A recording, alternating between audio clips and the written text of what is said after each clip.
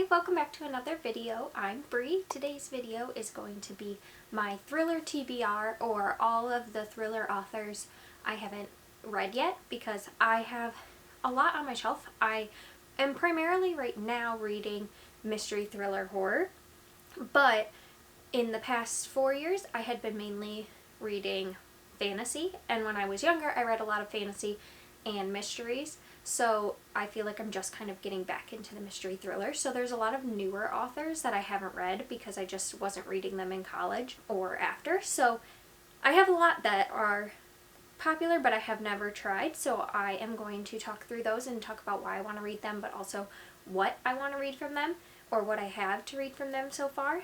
And I hope it gives you ideas of what you might want to pick up, or we can talk about certain authors and what you like or don't like about them, because I really don't know much about their books because I've never read them, so I don't know what to expect for all of them. But yeah, without further ado, let's get into the video.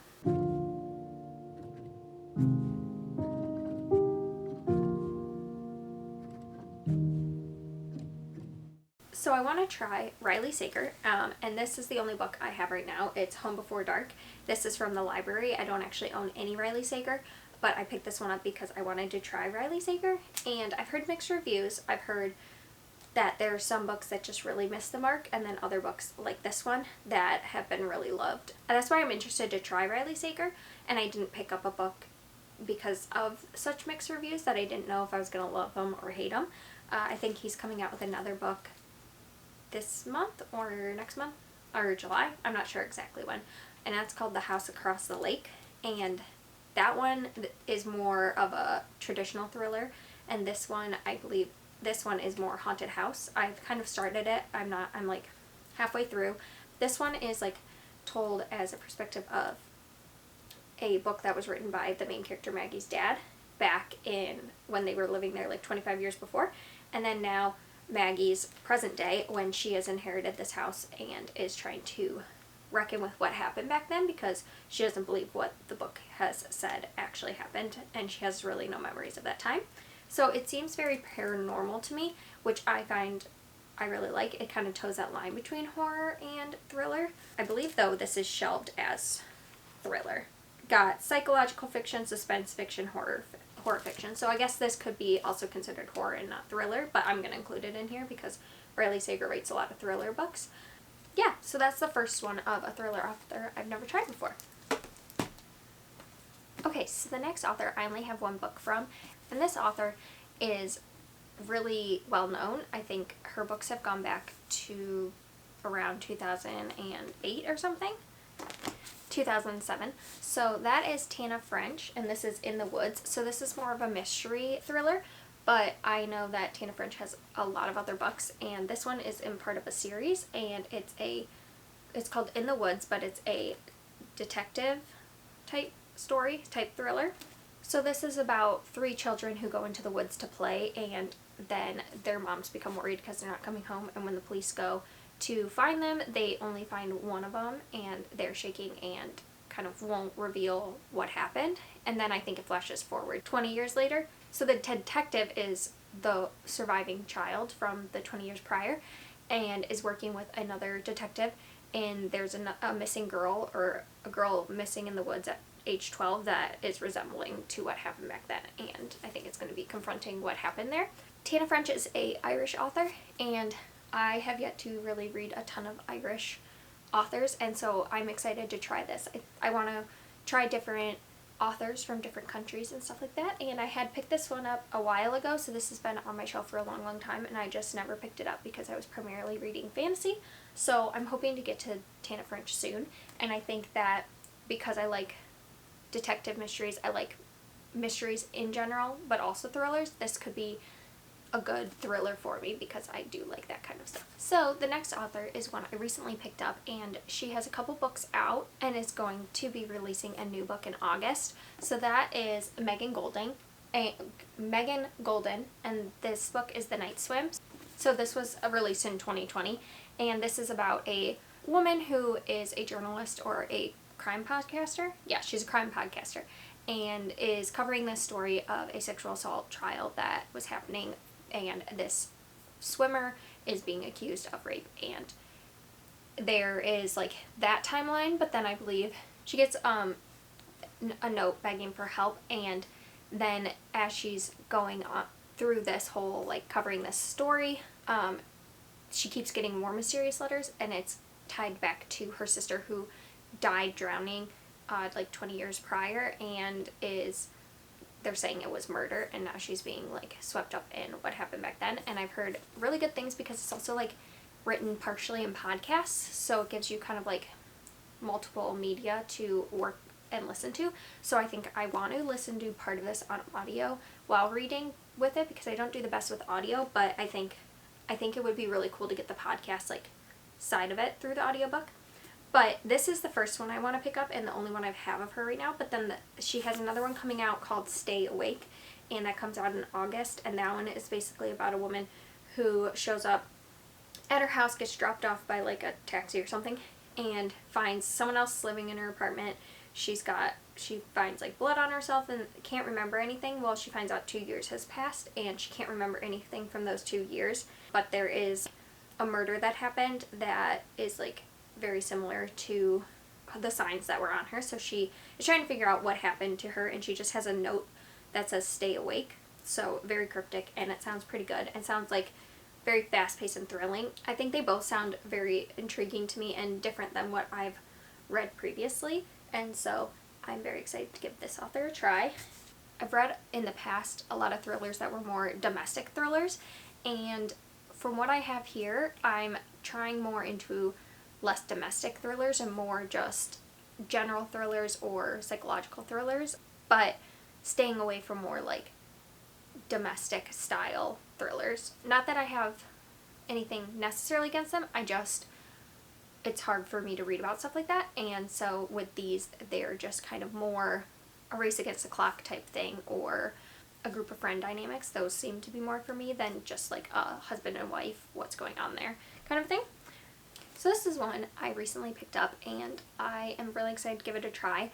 I have heard a lot of things about this author, but I've never read anything by her, and it's one that I feel like I need to read because she has so many books and is so well known that I can't just say I like reading thrillers and not have tried this one. So that is Karen Slaughter, Pretty Girls. So I recently was watching Reading Riley's videos, and then I think she posted something on Instagram, and I can't remember where, but I had commented that I really want to try Karen Slaughter, and she recommended starting with Pretty Girls, and I went to the bookstore like a couple days later to return some books, and I found this at Half Price Books, which I was really surprised to find because I didn't think that they would have it. But so I picked up Pretty Girls because she recommended that one to start with, and so this is the one I want to start with because she has read a lot of Karen Slaughter, so I trust her opinion. This one is about two sisters who haven't spoken in 20 years, and one is a trophy wife of an Atlanta millionaire, and the other one is a single mother dating an ex-con who struggles to make ends meet.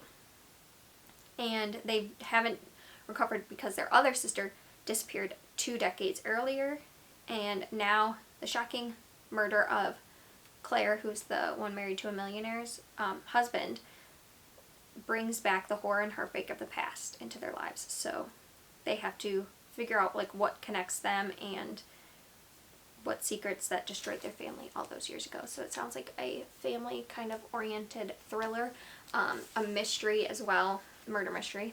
I feel like most thrillers are that, but yeah, so I'm really excited to read this. I think this sounds really perfect for me because while I don't enjoy domestic thrillers, I do enjoy like sister dynamics and family dynamics and just like friend dynamics, those kind of things where there's multiple people involved instead of just like a husband and wife. So I think this one's going to be really good, and I'm really excited to try Karen Slaughter because there are so many books. I want to say, let's see how many she has. So it looks like she's published around 21 books, maybe more. I couldn't exactly find how many, but that's so many books, and if I really like her, then, you know, that gives me someone to read for a very, very long time. So Pretty Girls is one that I really want to read. I know that Netflix just came out with a show called Pieces of Her that is I think an adaptation of her book, Pieces of Her, or is it following directly after the events of that? But either way, I'd really be interested to reading that one as well. So Karen Slaughter is definitely one on my list, and I am really surprised. I had never heard of her until this year, because 21 books, that's a lot of books.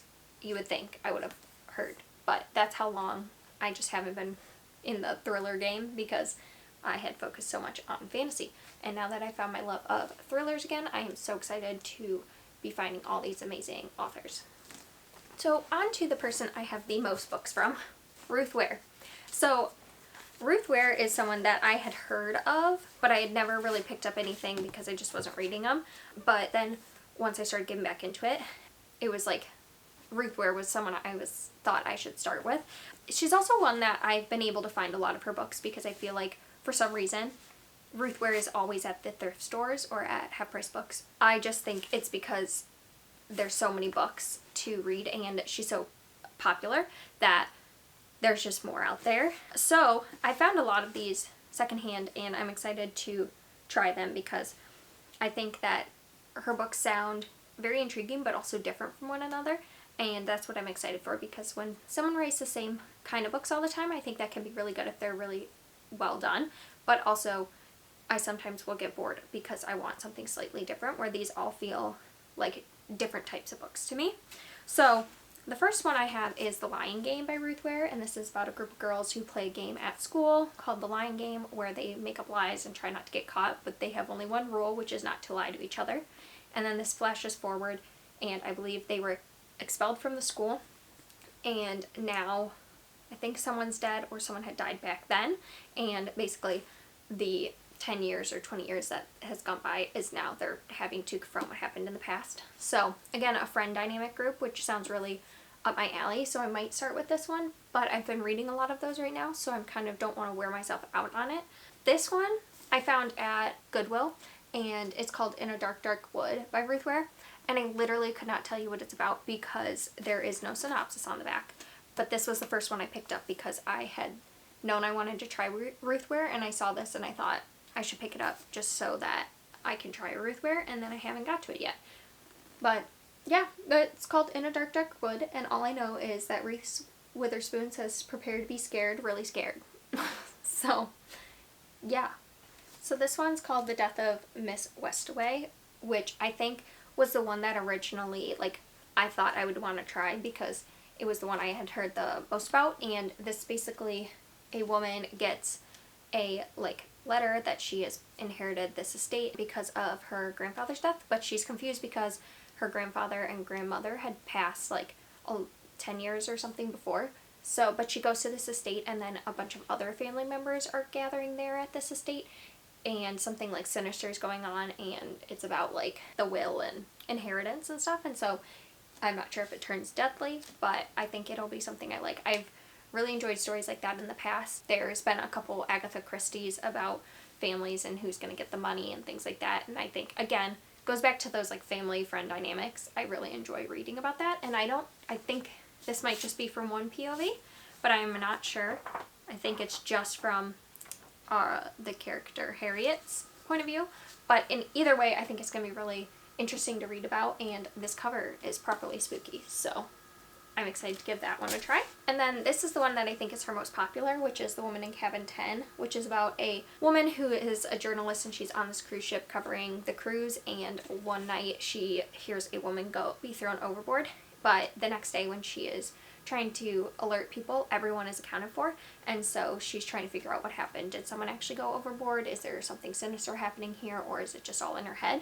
And I think this sounds really good because I really like the isolated setting, but I also enjoy the fact that like it's kind of like, is she imagining things or did this actually happen? Yeah, I think this sounds really good, and I really love there's like a texture on this cover that I can't stop touching. So I think honestly this will be the first Ruth Ware I pick up because it to me sounds the most intriguing. So I have two more authors. The next one is Mary Kubica, and I have two of them. So I have The Good Girl by Mary Kubica, and this is about a woman who goes to meet her boyfriend at the bar, but then he doesn't show up, so she goes home with this other guy, and then I believe she becomes kidnapped, and it's the mom and a police officer trying to find her and rescue her, and it just sounds very, very scary to me. I think this one sounds like a fast-paced thriller because of the like kidnapping and like the race to find her. I think could be really intriguing, and I'm interested to see like if there's multiple points of view. Oh, it looks like there is. Yeah. So, like, I think that'll be interesting to see from, like, maybe the perspective of the kidnapped woman and then the detective and the mother. And I don't know if we'll get the perspective of the kidnapper. We'll see. But it just sounds really good. And I found this at the bookseller in Grand Haven. And it's a really nice, really great used bookstore that I'd highly recommend. And I just know Mary Kubica is well loved and well known. So I just had to pick this up. And then this one I found at the Goodwill. And I saw Mary Kubica and I just picked it up because I knew I had wanted to try her and I hadn't had anything from her yet. So this is called Every Last Lie. So this is following a woman whose husband is killed in a car crash and her daughter was in the crash, but nothing happened to her, but her husband was killed. And then she begins to believe that there was something more going on with her husband's death, that it wasn't just an accident, that maybe he was murdered. And I believe she just gets like wrapped up into what really happened to her husband.